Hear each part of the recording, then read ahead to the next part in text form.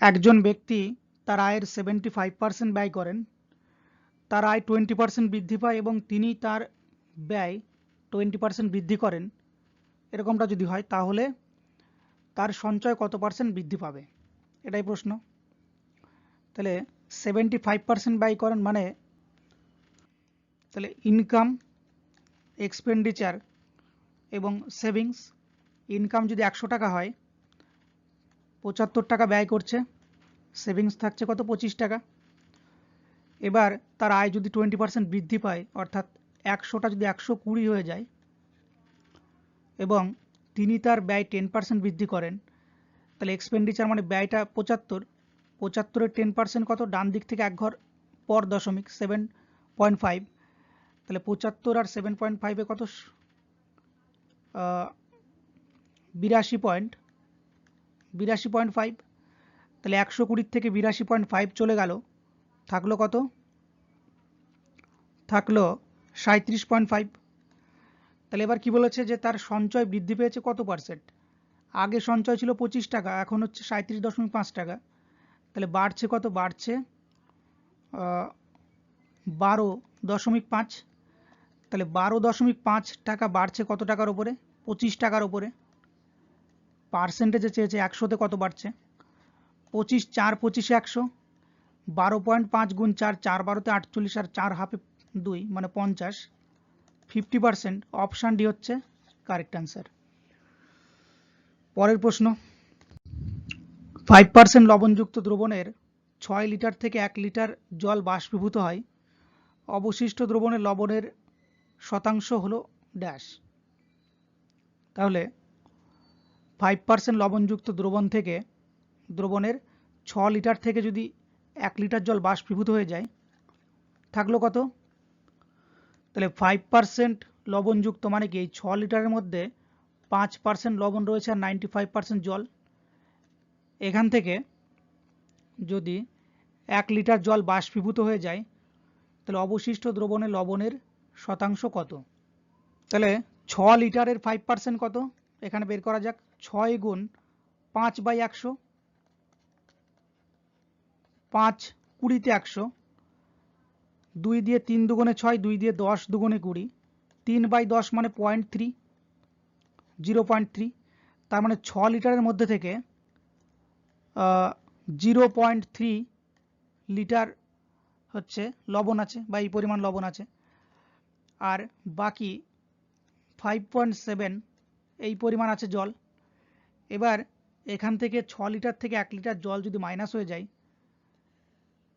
তাহলে 5 লিটারের দ্রবণ থাকলো। এই 5 লিটার দ্রবণে যেহেতু বাষ্পীভূত হওয়ার কথা বলেছে, লবণ জল থেকে যখন বাষ্পীভূতটা হবে তখন কিন্তু শুধুমাত্র জলটা বাষ্পীভূত হবে, লবণটা থেকেই যাবে। তার মানে দ্রবণটা এখন 5 লিটারের দ্রবণ থাকলেও লবণের পরিমাণটা কিন্তু কমেনি, লবণ সেই 0.3 এইটাই আছে।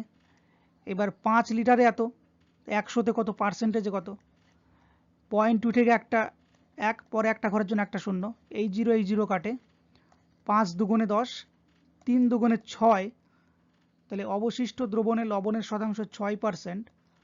Option D correct answer. একটি কলেজের ছেলে ও মেয়েদের অনুপাত 3:2, ছেলেদের 20% এবং মেয়েদের 25% প্রাপ্তবয়স্ক হলে নাবালক শিক্ষার্থীদের শতাংশটা কত। তাহলে বয়েজ ইস টু গার্ল অনুপাতটা যেটা দিয়েছে 3:2, এই 3:2-কে আমি 3টাকে 300 এবং 2টাকে 200 ধরলাম। তাহলে টোটাল স্টুডেন্ট হলো 300 আর 200-তে 500। 500-র মধ্যে থেকে ছেলেদের 20%, তাহলে 300 20% কত, 310% হচ্ছে 30, এক ঘর আগে দশমিক, 20% 60, তাহলে 60 জন হচ্ছে প্রাপ্তবয়স্ক। আর মেয়েদের থেকে 25%, 200-র 25% মানে 50, এই কজন হচ্ছে প্রাপ্তবয়স্ক। তাহলে বাকি থাকছে কজন, এখানে বাকি থাকছে 240 জন, আর মেয়েদের মধ্যে বাকি হচ্ছে 150 জন। টোটাল 0, 5 আর 4 9, 2 আর 1 3, 390 জন। তাহলে 500-র মধ্যে 390 জনে হচ্ছে নাবালক। এইটারই পার্সেন্টেজে যদি বের করি, 390 জন 500-র মধ্যে, তাহলে পার্সেন্টেজে কত, 100-তে কত, 0 0 কাটে, 5 7 35, 4 × 40, 5 আর 40, 78%। Option B correct answer. পরেরটা দেখব। একটি স্কুলে 600 জন শিক্ষার্থী ছিল, প্রত্যেকেই ইংরেজি বা হিন্দি বা উভয় দিয়েছিলেন। যদি এখানে পরীক্ষা দিয়েছিলাম আমি ধরে নিচ্ছি, যদি 75% ইংরেজি এবং 45% হিন্দি অফার করে, আমি ধরলাম পাস করে, তবে কতজন উভয় অফার করেন, তবে কতজন উভয়তেই পাস করেন, এরকমটা। তাহলে এখানে একটা ভেন ডায়াগ্রাম আমি তৈরি করলাম, যেখানে 75% মানে পুরো মোটামুটি এতটা হয়ে যাবে 75%। এইটা হচ্ছে ইংলিশে পাস করে, ইংলিশ। আর 45% মোটামুটি এতটা হবে 45%, এইটা হচ্ছে হিন্দি। এবার তাহলে মাঝখানে যেটা আসলো এটা হচ্ছে উভয় বিষয় পাস করে। এই উভয় বিষয় তাহলে কতটা, না এই 75 আর 45 আমি যদি যোগ করে দিই, এটা 100-কেও ছাড়িয়ে যাবে, যতটা ছাড়িয়ে যাবে সেইটাই হচ্ছে উভয় বিষয় হয়ে যাবে। এখানে 5 আর 5 10-এর 0 হাতে 1, 7 5 12, 120। পুরো বৃত্তটা হচ্ছে 100%, যার মধ্যে এইটা 120 হয়ে যাচ্ছে। তার মানে এখান থেকে যদি 100 মাইনাস করে দিই, বাকিটা হচ্ছে 20%। তার মানে উভয় বিষয়ে যারা পাস করে, এই যে এইটাই হচ্ছে 20%। এবার টোটাল স্টুডেন্ট 600 জন, তাহলে 600 20% কত, 600 গুণ 20% মানে 20/100, 0 0 কাটে, 6 20-তে 120। অপশান ডি কিন্তু কারেক্ট অ্যান্সার। পরেরটা, একটি পরীক্ষায় 42% শিক্ষার্থী হিন্দিতে এবং 52% ইংরেজিতে ফেল করে। যদি 17% উভয় বিষয়ে ফেল হয়, তবে উভয় বিষয়ে উত্তীর্ণ ব্যক্তিদের পার্সেন্টেজটা কত। এটাও একই রকম, এই ধরলাম 100% একটা পরীক্ষা, 100% শিক্ষার্থী, এর মধ্যে থেকে 42% মোটামুটি এতটা হয়ে যাবে 42%, এইটা হচ্ছে হিন্দিতে। আর 52% মানে অর্ধেকের বেশি, এতটা 52%, এটা হচ্ছে ইংলিশে। এবং এই যে মাঝখানে যেটা দাঁড়ালো, এইটা হচ্ছে উভয় বিষয়। এই উভয় বিষয় ফেল করে কজন, উভয় বিষয় ফেল করে 17%, এটা হচ্ছে 17 উভয়টা।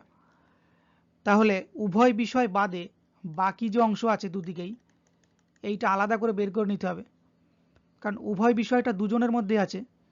তাই 52 থেকে 17টা যদি মাইনাস করি, তাহলে বাকি যে অংশটা, আমি অন্য কালার দিয়ে দেখাচ্ছি, এই যে অংশটা বাকি মানে উভয় বিষয় বাদে বাকি অংশটা আমি বের করছি এখান থেকে, শুধুমাত্র ইংরেজিতে যারা ফেল করে সেইটা।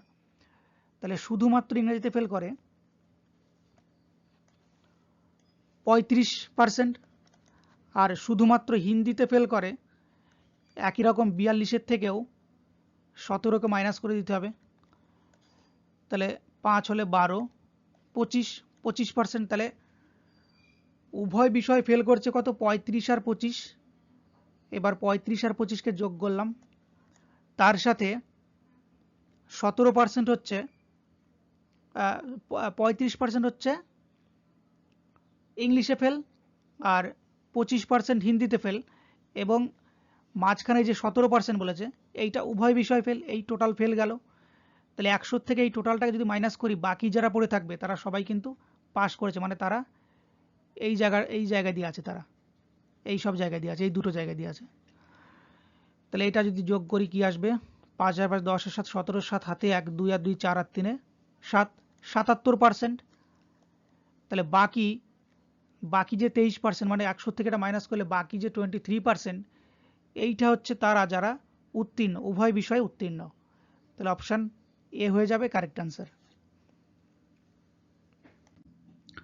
একজন অসাধু ব্যবসায়ী তার পণ্য দামে বিক্রি করার দাবি করে, কিন্তু 1 কেজির জন্য 900 গ্রাম মিথ্যা ওজন ব্যবহার করে। মানে যেখানে 1 কেজি দেওয়ার কথা সেখানে সে 900 গ্রাম দেয়, 100 গ্রাম কমিয়ে দেয়। তার লাভের শতাংশ কত। তাহলে 100 গ্রাম কম দিচ্ছে, যে 100 গ্রাম কম দিচ্ছে সেটাই তার লাভ। কত গ্রামে 100 গ্রাম কম দিচ্ছে? না 900 গ্রামে, তাই 900টা নিচে। 900 গ্রাম দিলে সে 100 গ্রাম কম দেয়, তাই 900টা নিচে 100টা উপরে। তাহলে এইটারই পার্সেন্টেজ কত? 100তে কত? 0 0 কাটে, 9 দিয়ে 100কে কাটলে 11 পূর্ণ 1/9%।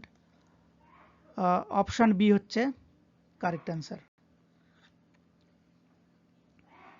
পরেরটা, যদি ইরেজারের দাম 25% কমানো হয় তবে একজন ব্যক্তি 1 টাকার বিনিময়ে আরও 2টি ইরেজার কিনতে পারে। 1 টাকায় কটি ইরেজার পাওয়া যাবে? এখানে একটা জিনিস বুঝতে হবে, দাম যদি কমে যায়, মানে দাম হচ্ছে 25% কমে গেল, তার মানে দামটা আগে ধরলাম 100 ছিল, 25 কমে গিয়ে 75 হলো। তাহলে এদের অনুপাতটা কত? অনুপাত 25 দিয়ে 4 25 100, 3 25 75, 4:3। তাহলে দামের অনুপাত যদি 4:3 হয়, জিনিস বা প্রোডাক্টের অনুপাত হবে এর ঠিক উল্টো, অর্থাৎ 3:4, 3:4 উল্টে যাবে এটা। এবার বলেছে জিনিস দুটো বেশি পাওয়া যাচ্ছে, কিন্তু অনুপাতে তো একই বেশি পাওয়া যাচ্ছে, 3-এর থেকে 4 বেড়েছে মানে 1 হয়েছে, কিন্তু বাস্তবে বলেছে দুটি বেশি পাওয়া যায়, তার মানে 1-এর মানটাই হচ্ছে 2। 1-এর মান যদি 2 হয়, 3-এর মানটা কত? 3-এর মানটা 6, 4-এর মানটা 8। প্রশ্নে কি চেয়েছে যে 1 টাকায় কটি ইরেজার পাওয়া যায়, মানে আগের দাম অনুযায়ী 1 টাকায় কটি পাওয়া যায়? 1 টাকায় 6টি পাওয়া যায়, এটাই কারেক্ট অ্যান্সার, অপশান বি সঠিক উত্তর। পরেরটা, পেট্রোলের দাম 25% বৃদ্ধি পেয়েছে। পেট্রোলের খরচ বাড়ানোর জন্য একজন গাড়ির মালিকের পেট্রোলের ব্যবহার কত শতাংশ হ্রাস করা উচিত? দাম যেহেতু বেড়েছে, তাহলে ব্যবহারটা হ্রাস করাতে হবে যদি আমি খরচটাকে না বাড়াতে চাই। মানে কনসেপ্টটা একই, আগের অঙ্কটার মতোই। 25% বেড়েছে ক্ষেত্রে, মানে 100 ছিল 125 হয়েছে, 25 দিয়ে কাটলে 4, 25 দিয়ে কাটলে 5, 4:5, এটা হচ্ছে দাম। তাহলে ব্যবহারটা হবে এর ঠিক উল্টো, 5 এদিকে চলে আসবে, 4 ওদিকে চলে যাবে। যেখানে 5 ব্যবহার হতো এখন সেখানে ব্যবহার 4 করতে হবে। এবার কি বলেছে যে কত শতাংশ হ্রাস করা উচিত? তাহলে অনুপাতে হ্রাস পেয়েছে কত? 5-এর থেকে 4 হয়েছে, মানে 1 কমেছে। তাহলে 1 কমেছে কততে? 5-এ 1 কমে গেছে। 5-এ যদি 1 কমে, 100-তে কত কমেছে? পার্সেন্টেজে কত? 5 20-তে 100, অর্থাৎ 20% কমে গেছে। অপশান ডি হচ্ছে কারেক্ট অ্যান্সার। এটাকে আরও অনেক পদ্ধতিতে করা যেতে পারে, যেমন একটা পদ্ধতি আর বলছি এখানে। বৃদ্ধি পেয়েছে কত? 25%। 25% মানে হচ্ছে এর ফ্র্যাকশন করলে আসবে 1/4, তাহলে 1/4 বেড়েছে, প্লাস চিহ্ন দিলাম এটা। এবার যখন কমবে তখন ওপরের একটা একই থাকবে, যখন কমবে তখন যেহেতু এখানে প্লাস আছে তাই এই জায়গাটায় এই 4-এর সঙ্গে একটা যোগ করে দিতে হবে, 5 হয়ে যাবে, অর্থাৎ 1/5 কমবে। এবার 1/5-এর যে পার্সেন্টেজগত মান, 1/5-এর শতকরা মান কত? 100 দিয়ে গুণ করে দাও, 5 20-তে 100, 20%, এভাবেও বের করা যেতে পারে। পরেরটা, চিনির দাম 20% বৃদ্ধি করা হয়েছে। যদি ব্যয় বাড়াতে না দেওয়া হয় তবে খরচ হ্রাস এবং মূল খরচের মধ্যে অনুপাত কত? এটাও ঠিক একই মেথড। চিনির দাম 100 ছিল আগে, 20% বেড়ে হয়ে গেল 120, অনুপাত করলে 5:6। তাহলে এটা যদি দামের অনুপাত হয়, দামের অনুপাত যদি এটা হয়, তাহলে ব্যবহারটা ঠিক উল্টো, 6:5। ব্যবহার কমলো কত? 1 কমলো, 1 কমে গেছে। প্রশ্ন কি বলেছে যে তবে খরচ হ্রাস পেয়েছে কত? 1, এবং মূল খরচ হচ্ছে 6, তাহলে খরচ হ্রাস পেয়েছে 1 ইস্টু মূল খরচ কত? 6, এদের অনুপাত 1:6। Option C correct answer.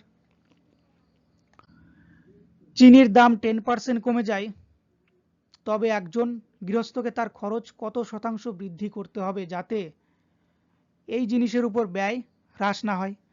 তাহলে 10% কমেছে, 10% মানে হচ্ছে 1/10, 1/10 কমে গেছে তাই এখানে মাইনাস দিলাম। এবার যখন বাড়বে একটা একই থাকবে, যেহেতু এখানে মাইনাস আছে তাই নিচে 10-এর থেকে একটা মাইনাস করে দিতে হবে, এইটা বাড়বে, অর্থাৎ 1/9 বাড়বে। 1/9-এর শতকরা মান হচ্ছে 100 দিয়ে গুণ করলে 11.1/9%। Option D correct answer. অথবা এরকমভাবে করা যেতে পারে অনুপাত করে, 10% কমে যায় মানে ফার্স্টে 100 ছিল, 10 কমে গেল 90 হয়ে গেল, অনুপাত হচ্ছে 10:9, তাহলে ব্যবহারটা হবে 9:10, ব্যবহারটা 9:10। তাহলে ব্যবহার বাড়লো কত? 1 বাড়লো, 9 1 বাড়লো মানে 1/9, 1/9, তাহলে পার্সেন্টেজে কত? সেই 100কে 9 দিয়ে ভাগ করলে 11.1/9 একই উত্তর আসবে।